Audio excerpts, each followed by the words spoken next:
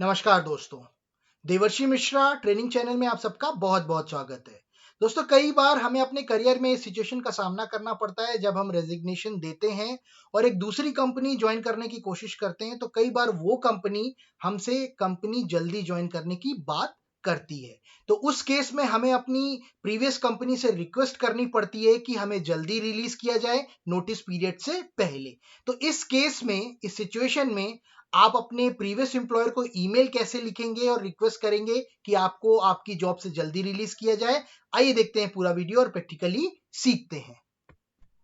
आइए दोस्तों, एक सैंपल ईमेल के माध्यम से सीखते हैं कि हम ईमेल किस प्रकार लिख सकते हैं। तो देखिए, टू में आप लिख सकते हैं एचआर का ईमेल आईडी जिसे आपको ये ईमेल लिखना है, और आप चाहें तो सीसी में अपने बॉस को, अपने मैनेजमेंट को भी रख सकते हैं जिससे आपके ईमेल की एक कॉपी उनके पास भी पहुंच जाए। आइए दोस्तों, अब बात करते हैं ईमेल में सब्जेक्ट की। तो देखिए, सब्जेक्ट बहुत क्लियरली यहाँ पर मेंशन किया गया है, request to reduce notice period to 15 days. यहाँ पर आप रिक्वेस्ट कर रहे हैं कि आपका जो नोटिस पीरियड है उसको घटाकर केवल 15 दिन का कर दिया जाए। हमेशा याद रखिए, ईमेल में सब्जेक्ट बहुत मैटर करता है। आपका ईमेल का सब्जेक्ट क्लियर कर देता है कि आप ईमेल किस संदर्भ में लिख रहे हैं, इसलिए ईमेल में सब्जेक्ट बहुत क्लियरली जरूर मेंशन करें।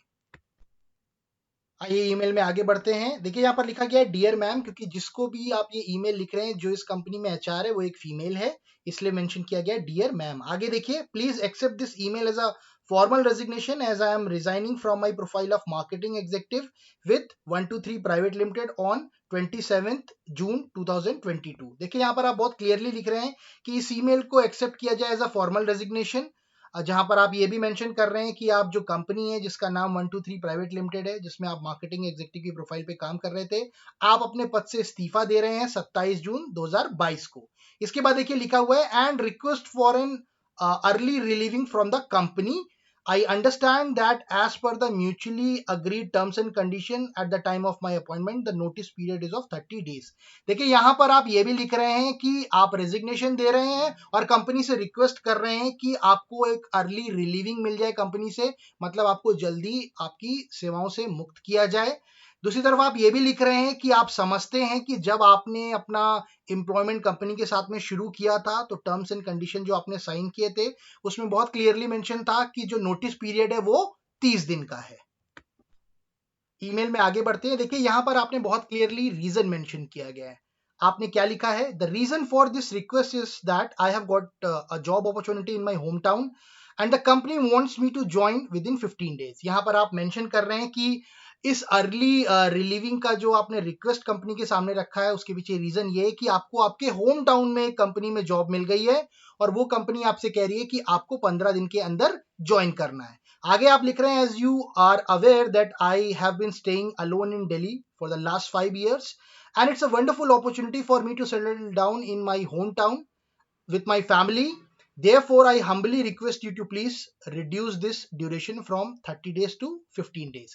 यहाँ पर आप रीजन लिखते हुए बहुत क्लियरली ये भी मेंशन कर रहे हैं कि आप कंपनी को कह रहे हैं कि आपको पता है कि मैं पिछले 5 सालों से दिल्ली में अकेला रह रहा हूँ, मेरी फैमिली मेरे होम टाउन में रहती है और मैं 5 साल से उनसे अलग रह के अपनी जॉब कर रहा हूँ। ये मेरे लिए एक शानदार मौका है जहां पर मैं अपने होम टाउन में सेटल हो सकता हूँ और अपनी फैमिली के साथ रहते हुए अपनी जॉब कर सकता हूं। इसीलिए मैं बहुत विनम्रता पूर्वक आपसे आवेदन करता हूं कि जो मेरा नोटिस पीरियड है वो घटाकर 30 दिन से 15 दिन का कर दिया जाए।